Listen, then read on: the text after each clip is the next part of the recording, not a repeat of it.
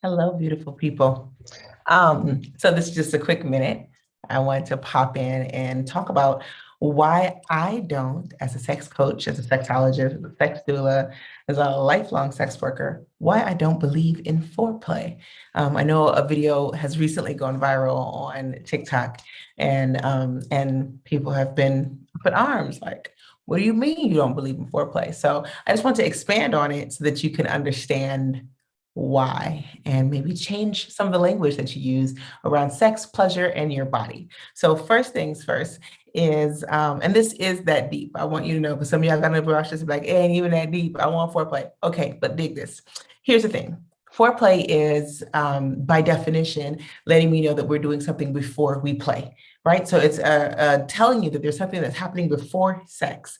And it gets confusing in the body because a lot of those things that are happening are actually sex, right? When you start to think about what is foreplay, what are the things that we include under the category, under the umbrella of foreplay? We're talking about things like um, passionate kissing. We're talking about things like making out and eye gazing. And in Tantra, all of these things are a part of the sexual experience.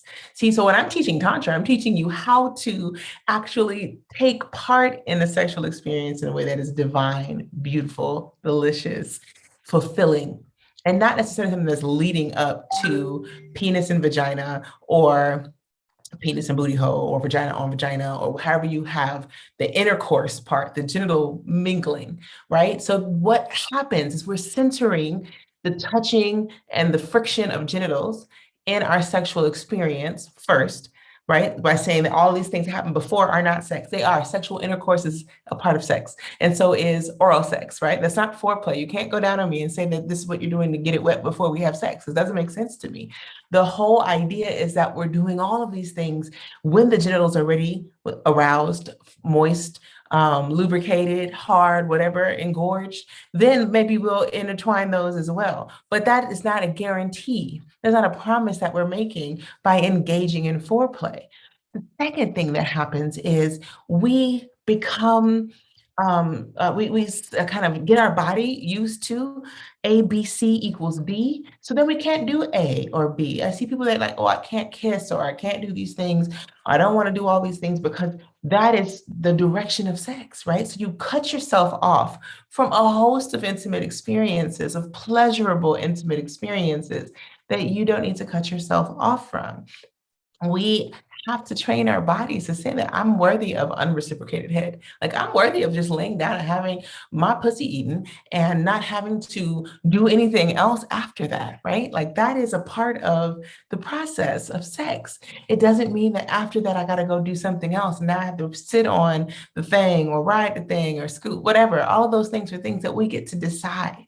When we say foreplay is separate, we can blur the lines of consent and we eliminate the possibility of us living a life that's full of rich seduction. I want to be kissed all the time. I want to be rubbed on all the time. I want to be able to stare in my partner's eyes and not like set that it's on the trajectory to an intercourse or genital friction oriented experience. I love genitals in my sex. Like that's fun too. But I also love intimacy. And a lot of times when I'm working with clients, I see that these intimate acts have been removed from their relationship because one person in the relationship only sees those as a precursor to sex. And they may not be in a space where they're ready or desiring sex. They may be busy. They may be stressed. They may be ill. They may be suffering from pain. All of these things that we go through as humans. They may have just had a baby. All of these things that are part of the human experience.